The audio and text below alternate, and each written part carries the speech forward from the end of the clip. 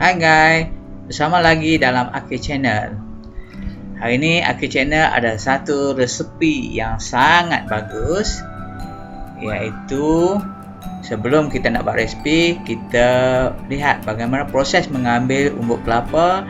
Seterusnya saya akan ajar bagaimana kita nak buat resepi umbuk kelapa bersama perut lembu.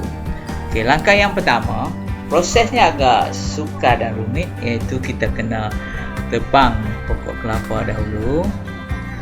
Biasanya kalau di Kedah, rumah-rumah kenduri, sebelum kita mengadakan majlis kenduri, kita akan mengambil umbuk kelapa ataupun umbuk bayah. Dan sekarang ni sudah popular umbuk kelapa sawit. Kita ambil, kita gunakan untuk sebagai menu tambahan untuk majlis kenduri di kawasan Sik dan kawasan Baling. Okey, kita lihat proses penebangan pokok kelapa. Kita lihat pokok kelapa ni kemungkinan ganggu rumah dan tak digunakan. Kita tebang.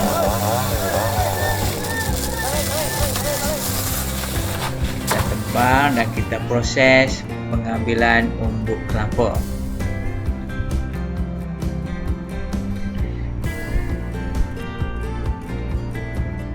Untuk mengambil umbuk kelapa, kita kenalah potong bahagian atas sekali, dan seterusnya kita membelah.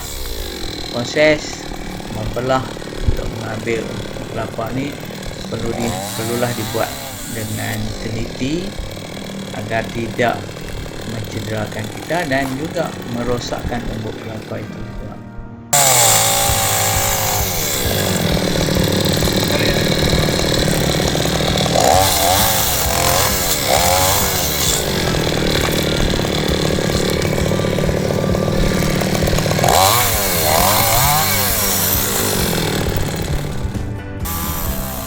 Daripada pokok itu kita ambil yang atas sekali, kita buang daun dan pelepahnya dan kita belah sehingga kita ambil kawasan yang paling dalam.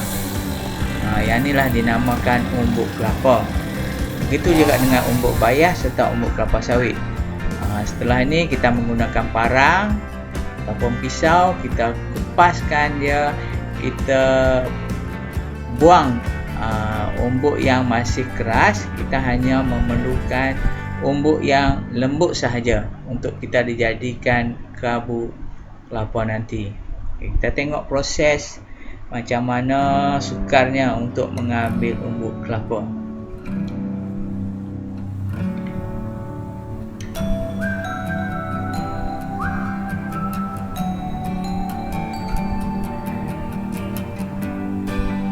Macam mana kita nak jam keadaan umbuk kelapa yang kita boleh makan dan umbuk kelapa yang kita tidak boleh makan? Mudah saja. Umbuk kelapa yang kita boleh makan iaitu dia lebih lembut dan tidak keras. Kalau kita ambil kawasan umbuk kelapa yang keras, agak sukar untuk kita nak makan dan kerabu kita menjadi tidak enak. Kita tengok pembuangan proses umbuk kelapa yang masih keras. Kita dapatkan bahagian yang tengah-tengah yang betul-betul lembut. Ini pun masih kena buang lagi. Masih terdapat kawasan umbuk yang masih keras. Kita tengok sebatang pokok kelapa. Inilah hasilnya. Tidaklah terlalu banyak untuk kita nak dapatkan umbuk kelapa. Jadi biasanya orang kampung kalau kata mereka nak guna umbuk kelapa sawit, dengan pastikan kelapa sawit itu sudah tidak berbuah lagi. Okey, inilah umbuk kelapa yang kita boleh gunakan untuk kita proses membuat kerabu umbuk kelapa. Umbuk kelapa ni boleh dicampur dengan tauge, boleh dicampur dengan perut lembu. Rasanya cukup sedap. Nanti selepas ini saya akan ajar tuan-tuan dan puan-puan macam mana kita nak buat kerabu umbuk kelapa ataupun umbuk bayas bersama perut lembu. Selepas ini kita proses pengambil umbuk kelapa daripada pokok kelapa dahulu. Kita tengok itu pun kerja-kerjanya agak rumit. Pastikan Umbuk yang keras kita buang terlebih dahulu, dapatkan yang betul-betul lembut saja. Ini boleh dikatakan kawasan yang cukup lembut dan boleh digunakan untuk kita membuat kerabu kelapa ataupun kerabu umbuk bayah. Inilah hasil yang daripada sepokok yang kita tebang tadi.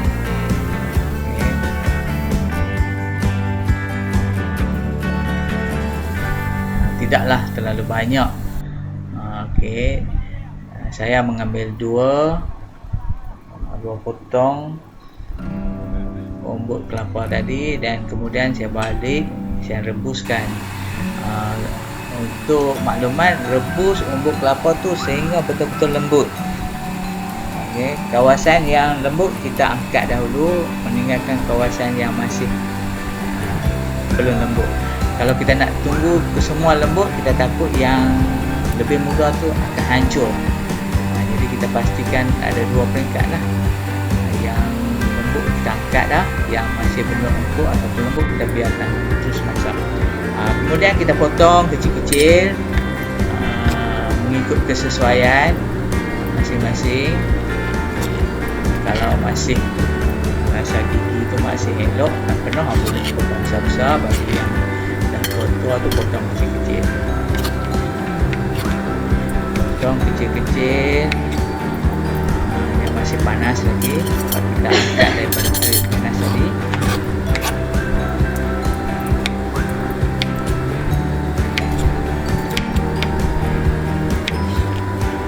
Untuk program ini saya akan mencampurkan umbuk kelapa dengan perut lembu yang telah dicuci siap. Perut lembu, tambah perut lembu yang kita potong kecil-kecil. Kita potong macam umbuk kelapa juga tadi, tapi kita kena rebus, pastikan rebus sehingga perut lembu ni benar-benar empuk dan lembut lah. Kita rebus perut lembu ini. Sementara kita menunggu perut lembu yang kita rebus tadi dah betul-betul masak, kita boleh buat resepi lain. Kita buat bahan-bahan lain, kita sediakan bahan-bahan lain untuk membuat kerabu. Yang pertama sekali, cabai melaka lebih kurang 5-6 biji, belacan, bawang kecil, bawang merah ataupun bawang besar mungkin dalam 3-4 biji, 1 inci halia, santan kelapa, boleh ambil santan fresh ataupun santan kotak, sedikit perahan lemon, sedikit lengkuas, 2 batang serai. Bahan-bahan yang saya sebut tadi ni kita masukkan dalam blender dan kita blender bersama santan dan tambah sedikit air. Untuk menyedap rasa kita tambah sedikit garam. Kita blender bagi betul-betul hancur dan lumat. Kita tengok proses blender. Kita campur dengan kerisik santan halia tadi, jadi dia akan jadi warna ni. Yang kita angkat tadi ni umbuk kelapa dan perut kita letak satu tempat, mangkuk. Lepas tu apabila blender dah siap, bahan-bahan yang kita blender tadi ni kita masukkan ke umbuk dan perut yang kita sediakan tadi. Selepas itu kita gaulkan. Bagi rata. Tuan-tuan tidak perlu masak dah, sebab tadi ni perut, umbuk semua sudah masak. Jadi kita cuma perlu gaulkan. Gaul bagi betul-betul sebati. Akan kita perahan lemon tadi, mengikut cita rasa masing-masing. Bagi siapa yang suka masam, dia letak lebih sikit. Bagi yang kurang suka masam, letak sikit saja lemon. Okey, sudah siap kerabu perut bersama umbuk kelapa. Terima kasih, boleh cuba. Sampai jumpa lagi, jangan lupa subscribe.